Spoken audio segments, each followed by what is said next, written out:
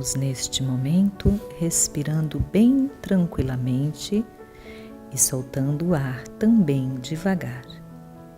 À medida que respiramos, vamos percebendo que uma sensação de paz e bem-estar vai nos envolvendo.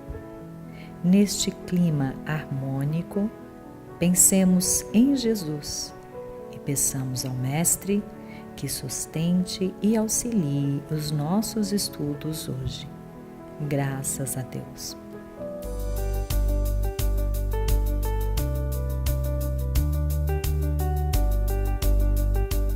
Olá, que bom que você continua conosco assistindo todas as aulas do curso que é o Espiritismo.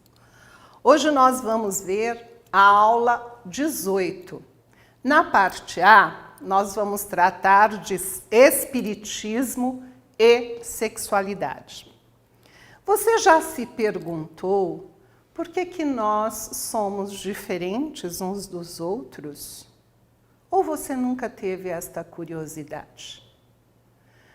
Nós fomos pesquisar lá no Livro dos Espíritos, o primeiro livro da codificação, onde os espíritos respondem a várias questões a Kardec.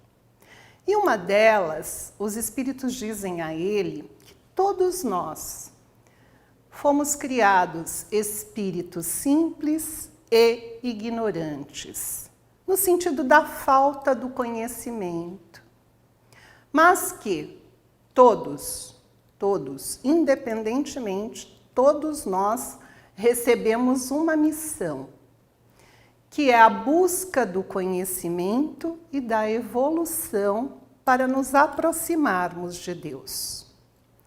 Então, pensando nisto, se todos nós fomos criados iguais, o que é que nos torna diferentes nos dias de hoje? Vamos ver? No Evangelho segundo o Espiritismo, no capítulo 11, Amar o próximo como a si mesmo, tem uma parte que são instruções dos espíritos, normalmente o final de cada capítulo. E neste capítulo, nós vamos buscar uma mensagem do Espírito Lázaro, onde ele vai nos dizer que, no seu ponto de partida, o homem só tem instintos, ou seja, quando fomos criados lá atrás como espíritos imortais, evidentemente nós só tínhamos os instintos. E era importante que assim fosse, até para que pudéssemos sobreviver. E ele continua, mais avançado e corrompido, só tem sensações. Com o passar do tempo, nós vamos trabalhando esses instintos e vamos descobrindo essas sensações, né? Na medida em que nós reencarnamos sucessivamente. E ele continua, mais instruído e purificado, tem sentimentos. E o amor é o requinte do sentimento. Olha que coisa linda. O que isto quer dizer? Né? Se nós pararmos um pouco para analisarmos, nós vamos verificar que quando fomos criados, os instintos, sem dúvida, eles eram necessários para impulsionar esta evolução. Porém, na medida em que nós reencarnávamos, nós fomos, de certa forma, lapidando esses instintos. Até porque, se nós formos observar na história da humanidade, conhecer um pouco a evolução do homem, nós vamos ver que os homens, os primeiros homens que apareceram no nosso planeta, eram homens primitivos. E que eles tinham o quê? Eles tinham sentimentos, eles tinham sensações? Não, o que prevalecia neles era o instinto. Essas sensações, elas foram vindo com o passar do tempo. E, na verdade, Na medida em que este homem vai avançando um pouco mais, ele vai descobrindo essas sensações, essas emoções, esses prazeres. Porém, esses prazeres também, eles podem ser desvirtuados, essas sensações podem ser desvirtuadas. E na medida em que o homem vai se instruindo e se purificando, ele vai trabalhando no seu autocontrole dessas emoções e vai transformando essas emoções em sentimentos. E ele coloca, o amor é o requinte do sentimento, ou seja, o nosso objetivo fundamental é aprendermos a amar. Por isso estamos todos nós aqui reencarnados.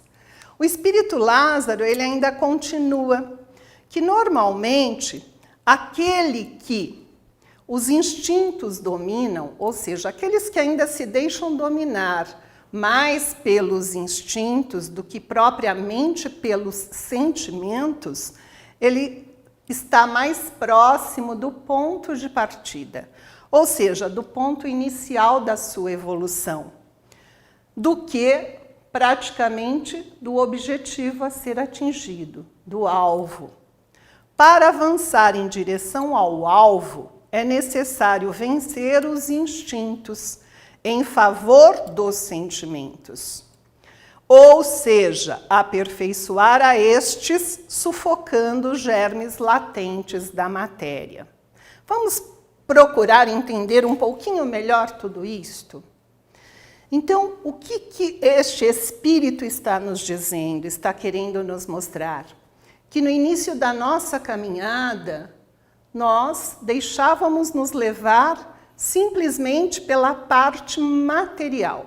O instinto nos dominava totalmente até para a própria sobrevivência, para a procriação. Na medida em que nós fomos trabalhando, evoluindo através destas vidas sucessivas e fomos desenvolvendo essas sensações, muitos de nós deixou-se corromper por elas. Ou seja, ainda continua mais próximo do ponto de partida. Porém, outros de nós já conseguiu trabalhar esses sentimentos, essas emoções, transformando em sentimentos. Basta olharmos todo o desenvolvimento da nossa sociedade como um todo durante os séculos e séculos e séculos. O que nós vemos através da evolução do homem é que, normalmente, no início, muitos eram ainda bastante poligâmicos. Porém, na medida em que nós fomos evoluindo, nós observamos que a monogamia, ela vem criando, ela vem se destacando entre nós. Por quê? Exatamente por conta desses sentimentos, porque já trabalhamos esses sentimentos em nós. Então, passamos a valorizar o outro, a valorizar a convivência com o outro, a respeitar o outro. Embora em algumas culturas nós observamos que ainda existe a poligamia e que eles convivem entre eles em harmonia. Mas, com o passar do tempo, a tendência é que elas se extinguam da nossa sociedade como um todo. Nós vamos observar, então, veja, que desde o momento da nossa criação, nós fomos criados como espíritos. Ou seja, nós somos espíritos na nossa essência. Nossa essência é espiritual. Esta é a nossa verdadeira vida. E nesta criação, nós trazemos dentro de nós, inseridos em nós, o germe divino, uma vez que foi Deus quem nos criou. Então, este potencial já está inserido em nós. E cabe a cada um de nós desenvolvê-lo através das várias existências. E para isto, este espírito que é imortal utiliza-se de vários e vários e vários corpos materiais, físicos, para atingir aquele objetivo, para atingir aquela missão que nos foi dada por Deus, que é a evolução. Mas, para que o espírito possa se manifestar neste corpo material, é necessário um intermediário. Então, além do espírito, além do corpo material, nós temos um intermediário que nós vamos ver logo a seguir. Para quê? Para que possamos realizar todas as etapas da nossa evolução. Isto faz parte de um processo. E para que nós possamos evoluir, é interessante também notar, e Kardec faz esta pergunta lá no Livro dos Espíritos, se os espíritos têm sexo. Têm sexo os espíritos? Ele questiona. E a resposta dos espíritos: não como o entendeis. Por quê? Os sexos dependem da constituição orgânica. Há entre eles amor e simpatia, mas baseados na afinidade de sentimentos. Olha aí os sentimentos mais elevados, não é? Ou seja, o que fica claro é que o espírito não tem sexo. O sexo é orgânico. Ele faz parte da nossa constituição física. E é interessante também nós nos lembrarmos que na época que Kardec codificou para nós a doutrina, não se tinha, né, todo esse progresso da ciência. Então, o sexo definia aquele ser que acabava de nascer. Né? Mediante o seu sexo se definia se era um homem ou uma mulher. Hoje nós já sabemos que através do progresso científico nós conseguimos identificar o sexo daquela criança que há de nascer com bastante antecedência. Quiçá até, né, talvez se possa escolhê-lo com antecedência, como a gente lê aí em alguns pontos. Então, é importante nós sabermos que para o espírito, ele não tem sexo definido. O que os une é uma ligação de simpatia, de afinidades.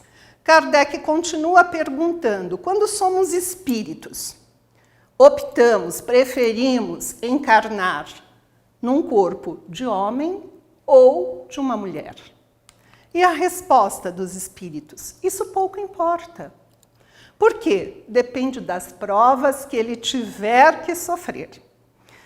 Portanto, lembrando, desde o momento em que nós fomos criados, nós precisamos, para adquirir experiência, para evoluir, experienciar as vivências num corpo feminino, como também num corpo masculino. Aqui, nesta mesma questão, Kardec faz um comentário para nós. Ele vai nos dizer que os espíritos encarnam-se homens ou mulheres porque não têm sexo. Como devem progredir em tudo, cada sexo, como cada posição social, oferece-lhes provas e deveres especiais e novas ocasiões de adquirir experiências. Aquele que fosse sempre homem só saberia o que sabem os homens. Então, ele ratifica tudo aquilo que nós falamos até agora. E, para que nós possamos bem compreender este tema, nós fomos buscar lá no Aurélio, no dicionário Aurélio, a definição de sexo e sexualidade. Ele nos traz a definição de sexualidade como a qualidade de sexual. Tudo que se refere a sexual é sexualidade. Ele, numa segunda definição, o conjunto dos fenômenos da vida sexual. Sexualidade. E, finalmente, sexo. Sexo, definindo, ele nos traz conformação particular que distingue o macho da fêmea, atribuindo-lhes um papel determinado na geração e conferindo-lhes certas características distintas. Ele define numa segunda possibilidade o conjunto das pessoas que possuem o mesmo sexo, homens, mulheres.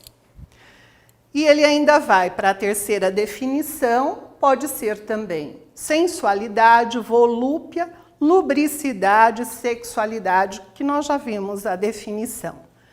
Ou os órgãos genitais externos. O que nós observamos nesta definição são as características físicas. Quando eu falo em características físicas, onde é que elas se encontram? No nosso corpo material, evidentemente. Mas nós somos só matéria? Não. Já falamos nisso, então vamos relembrar, não é?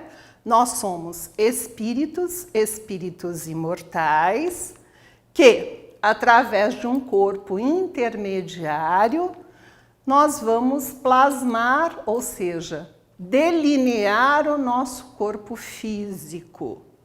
Então, o homem, a doutrina nos diz, Kardec nos diz que o homem é trino, constituindo-se de espírito, perispírito, que é este corpo intermediário, como eu já expliquei anteriormente, e corpo físico. Podemos, então, concluir que temos 3 corpos, ok? Vamos lá. O espírito, é do espírito que parte o impulso criador. É dele que se origina, tá? Projetando-se no perispírito e depois no corpo físico. Portanto, eu, espírito, de acordo com as minhas características, de acordo com as minhas necessidades, se eu decidir, por exemplo, claro que vai depender também do meu conhecimento, da minha evolução. Mas é o espírito que dá este impulso inicial para que se defina o corpo material. Portanto, é o espírito que escolhe ser homem ou ser mulher, de acordo com as suas necessidades. Pois é através do seu pensamento que ele vai delinear o seu próximo corpo, que é este corpo intermediário, semimaterial, que na verdade ele é uma forma para o corpo físico.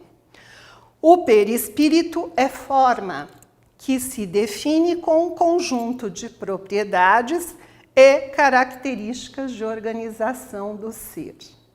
Eu, espírito, defini, pelas minhas necessidades evolutivas, vir numa próxima existência como mulher. Claro, vamos abrir o parênteses, né? De acordo com as necessidades e a capacidade do espírito. Será que todos podem escolher? Não, não sabemos que nem todos têm esta condição na espiritualidade. Mas aqueles que não têm esta condição, nós temos os amigos espirituais que o fazem por nós, de acordo também com as nossas necessidades evolutivas. Então eu, espírito, escolhi vir como uma mulher. Eu vou automaticamente delinear o meu corpo feminino, ok? Que é a forma. E esta forma vai se concretizar no campo material. Então, quando o espírito quer, o perispírito vibra e o corpo físico executa. Assim, eu vou renascer como mulher. Então, todas as experiências que eu for vivenciando num corpo feminino, evidentemente, vão se refletir neste corpo intermediário, que, por sua vez, também vai refletir no meu espírito. Ok? Assim, Um outro ponto importante também, quando nós falamos sobre sexualidade, é falarmos um pouquinho e rapidamente sobre centros de força, embora não seja o objetivo da nossa aula, e nós não vamos entrar com profundidade neste assunto, nós só vamos trabalhar, na verdade, o centro de força genésico. Por quê? Porque ele é o responsável pelas energias oriundas da reprodução, pelos estímulos criadores com vistas ao trabalho, à realização e à associação das almas. O que isto significa? Primeiro, vamos lá. Centro de força são centros geradores de energia. Então, eles tanto produzem a energia, como eles também captam esta energia. Quando se fala no centro de força genésico, ele é o grande centro que vai, de alguma forma, atrair esta energia através dos seus estímulos para a criação. Então, não é só a criação material, através da reprodução, mas também eu posso direcionar esta energia para outros tipos de criação. Por exemplo, eu vou me dedicar à pesquisa. Então, toda esta energia sexual, eu posso direcionar e aplicá-la no meu estudo. É um grande gerador de energia. E é importante que nós saibamos disto, até porque numa relação há uma troca energética. E por isso a importância da qualidade das nossas relações. Quais são as relações que eu me permito? Com quem eu me permito me relacionar?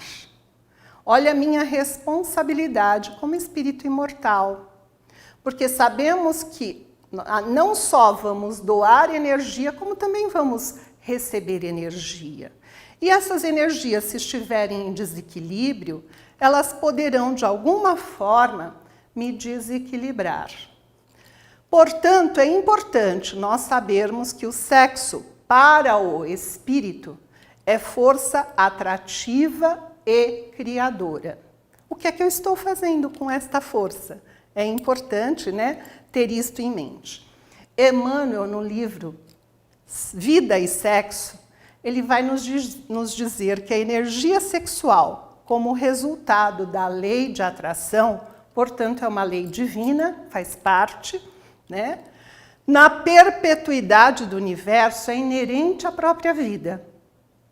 Está em nós, faz parte da lei de Deus, essa energia sexual. Assim, não é pecado, não é proibido.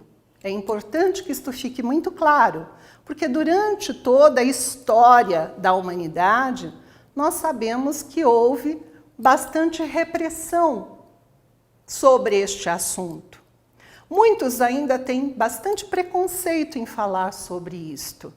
E da repressão, não podemos nos esquecer que por volta mais ou menos de 1960, houve aí uma liberalidade com o advento da pílula concepcional.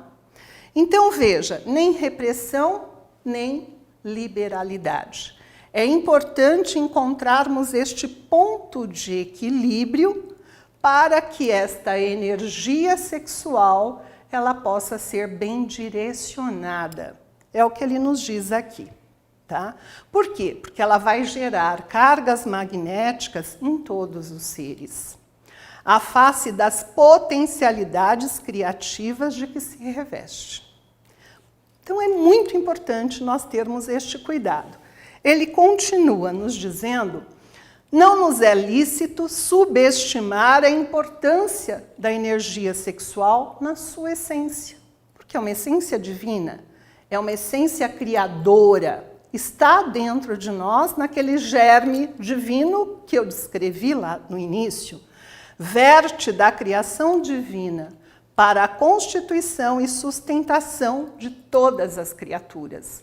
Portanto, o sexo é muito importante para a nossa sustentação, o nosso equilíbrio.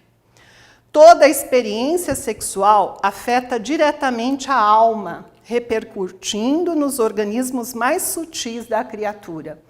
Ou seja, é importante nós cuidarmos dessas nossas relações. Por quê? Para que eu possa ter uma relação sexual, eu preciso de um outro ser. E eu preciso lembrar que ele também é um ser que tem sentimentos. Portanto, eu não posso ferir os seus sentimentos, até para que os meus também não sejam feridos. Eu creio que ninguém gostaria de ser ferido, de ser humilhado ou de ser desrespeitado. Portanto, se eu quero isso para mim, é desta forma que eu preciso tratar o outro, o meu parceiro, a minha parceira. Emmanuel ainda, no mesmo livro, ele vai discorrer sobre a homossexualidade.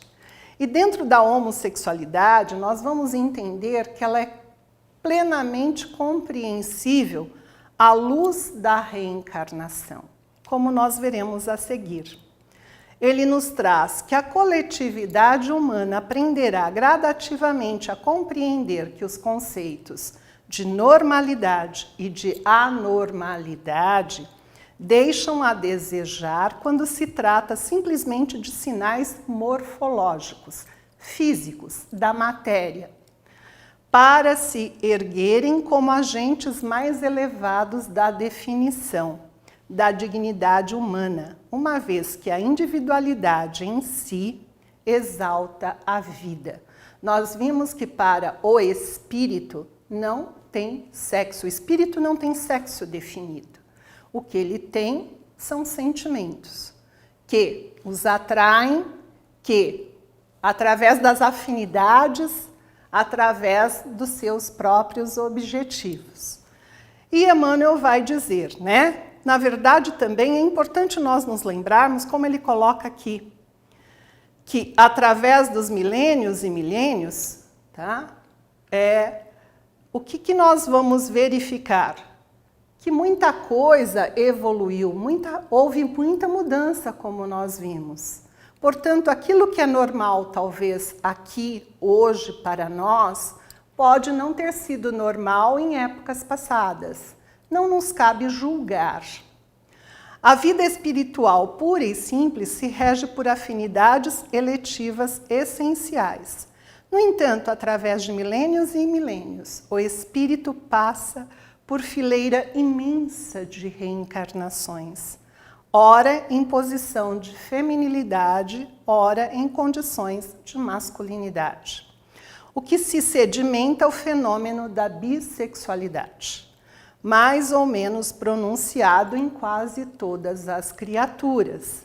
À face disso, ele nos traz a individualidade em trânsito da experiência feminina para a experiência masculina, ou vice-versa, ao envergar o casulo físico, ao vestir a roupagem carnal, demonstrará fatalmente os traços da feminilidade em que terá estagiado por muitos séculos, em que pese ao corpo de formação masculina que o segregue, verificando-se análogo processo com referência à mulher nas mesmas circunstâncias. O que ele quer nos dizer aqui? Se eu fiz um processo reencarnatório num corpo feminino durante inúmeras existências, obviamente posso trazer tendências femininas num corpo masculino, quando eu altero este aprendizado para um corpo masculino. Deu para entender? Então, são essas tendências que nós podemos ter, embora estando num corpo, trazer tendências de um outro corpo.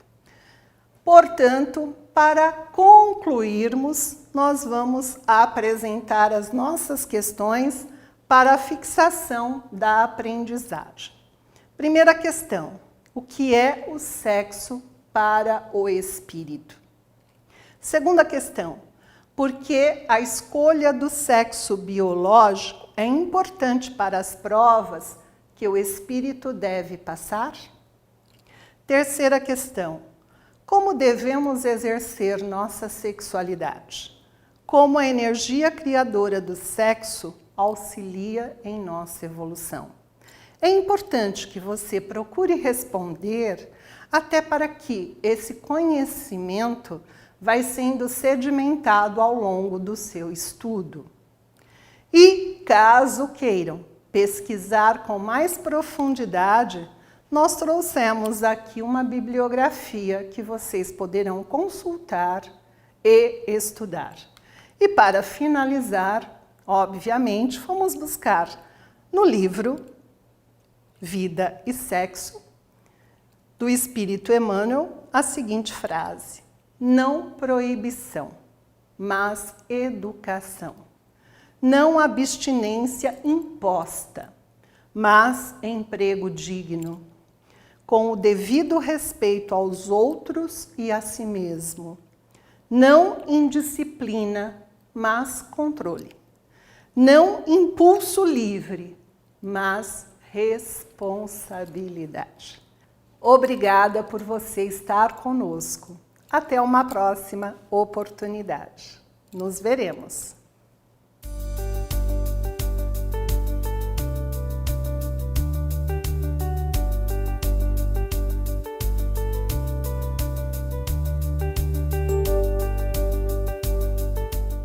Olá, que bom que você continua conosco para a segunda parte da nossa aula aqui do curso O que é o Espiritismo.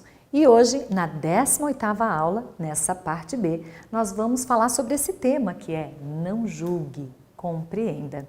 E se em algum momento da sua vida você passou pela situação de ter que lidar com comentários rudes, com os olhares de reprovação, diante de alguma atitude, diante de algum deslize que você cometeu, com certeza você sabe também reconhecer a importância de um coração que se aproxima de nós com um olhar mais fraterno e que de repente nos diz: meu irmão, esquece o que aconteceu, utilize como aprendizado para agir diferente daqui para frente.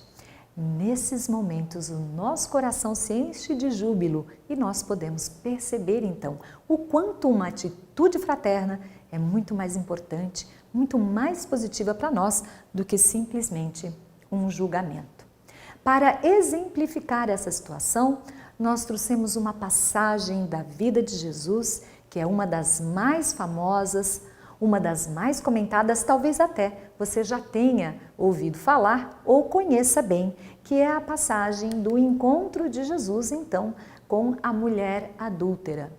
Está Jesus no templo de Jerusalém, aonde várias pessoas o procuravam para aprender com ele, para receber dele os ensinamentos, da sua nova proposta de lei de amor, quando diante deste círculo surgem os escribas e os fariseus. Vamos lembrar que eram os doutores da lei naquela época, entendiam tudo do Antigo Testamento, das leis de Moisés, e com eles traziam uma mulher, dizendo: mestre, esta mulher foi agora mesmo pega em adultério. A lei de Moisés nos diz para apedrejar estas tais. E tu, o que dizes? Jesus se abstém, num primeiro momento, de dar aquela resposta.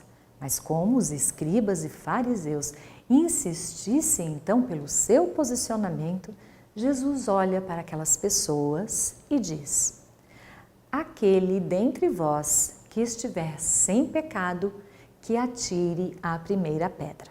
Bom, o que acontece é que, um a um, eles vão largando as pedras que já seguravam para aquele ato tão brutal e começam a se afastar do local.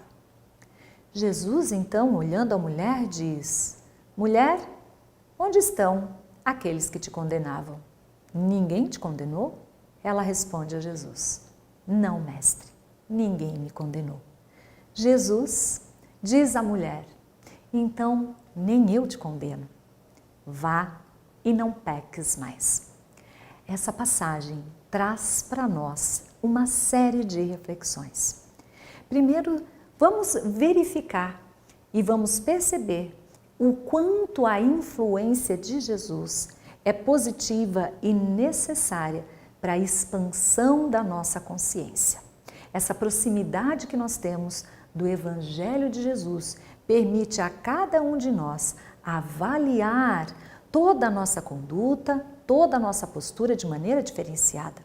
Normalmente, na nossa vida, no nosso dia a dia, nós olhamos sempre para fora, nós olhamos sempre para o outro e aí fica fácil sim perceber, apontar, julgar e condenar os deslizes que as pessoas conhecem ou cometem, melhor dizendo.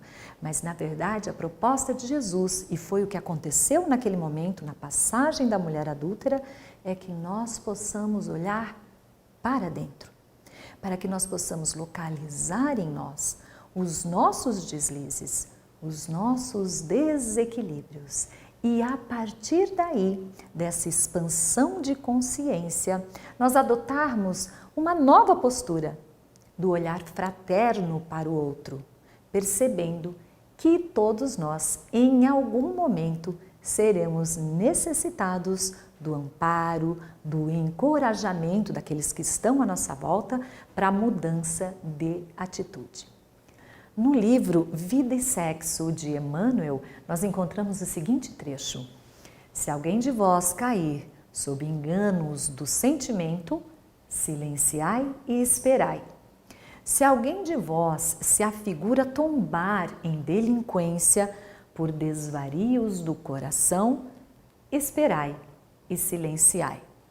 Sobretudo, compadeçamo-nos uns dos outros, porque, por enquanto, nenhum de nós consegue conhecer-se tão exatamente a ponto de saber hoje qual o tamanho da experiência afetiva que nos aguarda amanhã.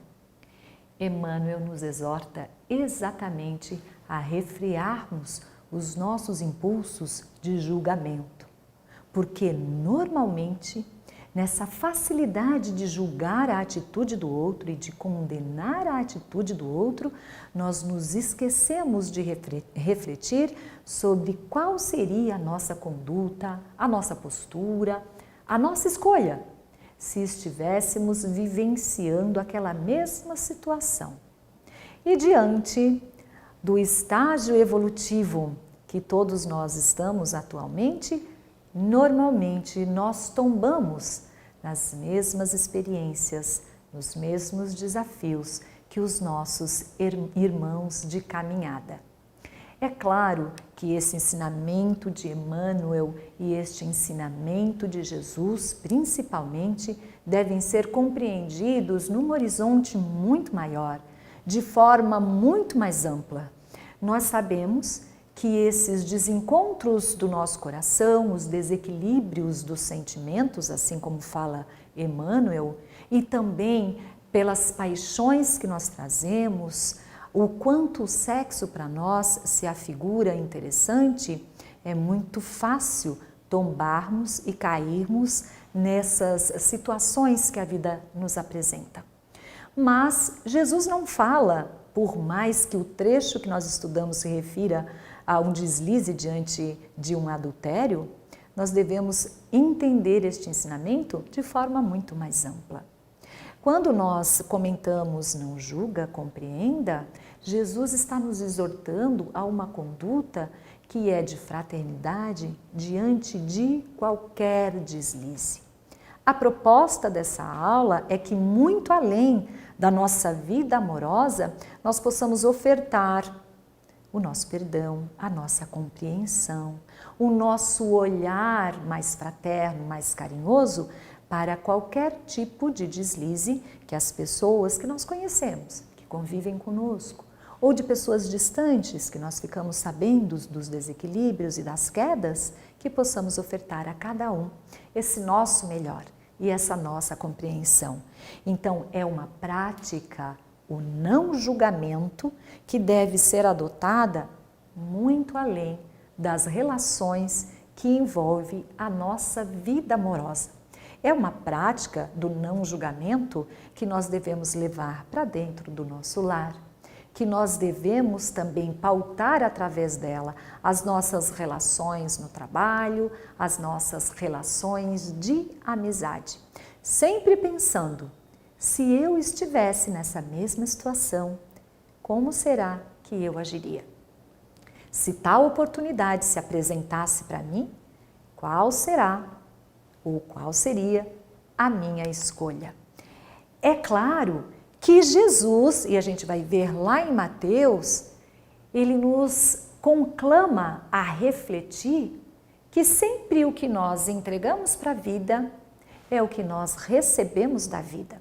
Então, nessa passagem, nós vamos compreender, e Jesus nos diz, não julgueis, para que não sejais julgados, porque com o juízo que julgardes, sereis julgados, e com a medida que tiverdes medido, vos hão de medir a vós.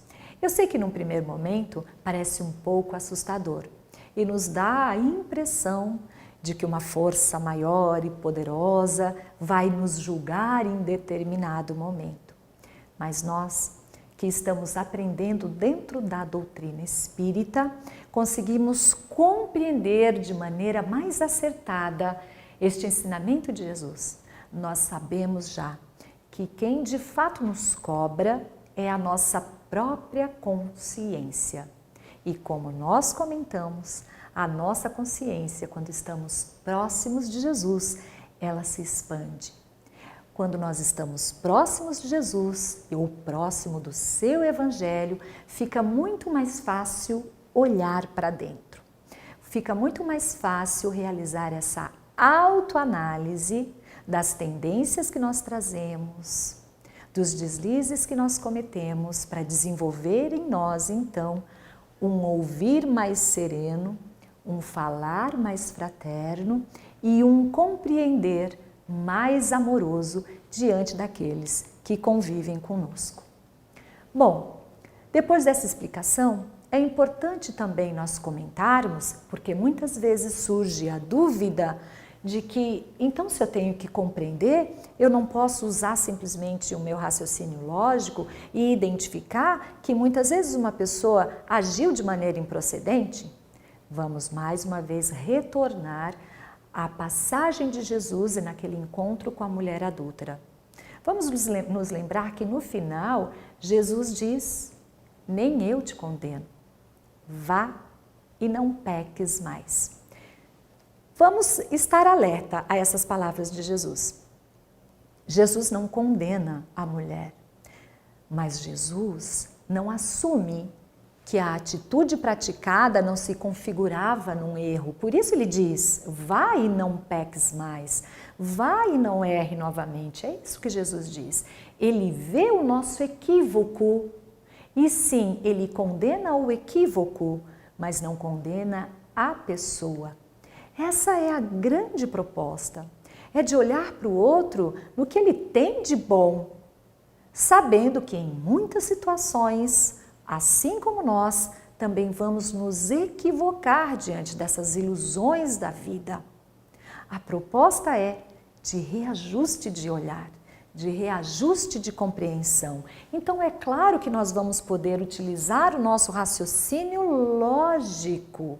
Jesus nos permite que avaliemos as situações, mas o nosso raciocínio lógico não pode nos levar à dureza do nosso coração, de condenar após o julgamento, sendo que nós não temos ainda condição moral, estatura moral para julgar e para condenar. Então, nesses casos, é muito melhor contar com carinho. É muito melhor contar com a compreensão. Nós nos equivocamos quando imaginamos que é a condenação que faz ou que torna possível a nossa evolução. Na verdade, é quando nós somos recebidos com carinho, na verdade, é quando nós somos orientados para uma conduta melhor e mais acertada, que nós somos sustentados pelo bom olhar, pelo coração amigo, pelo ombro fraterno do outro, que nós arregimentamos forças em nós para superar os equívocos que cometemos e fazer escolhas melhores. Que nós possamos construir no nosso entorno essa relação, essa estrutura de amparo, de não julgamento. Lá no Livro dos Espíritos, na questão 625, nós vamos ter a seguinte pergunta: qual o tipo mais perfeito que Deus ofereceu ao homem para lhe servir de modelo? Claro, nós estamos falando de compreender e não julgar. Então vamos trazer essa pergunta e essa resposta para o entendimento do tema de hoje. A resposta é Jesus. Jesus é para o homem o tipo de perfeição moral a que pode aspirar a humanidade na Terra. Deus nos oferece como o mais perfeito modelo. Podemos até complementar dizendo o único modelo, e a doutrina que Jesus ensinou é a mais pura expressão da sua lei, que é de amor. Então, diante dessas situações em que muitas vezes nós nos arvoramos em juízes da atitude do outro, nos lembrar que o nosso modelo de conduta é Jesus. E o que Jesus faria então nessa situação?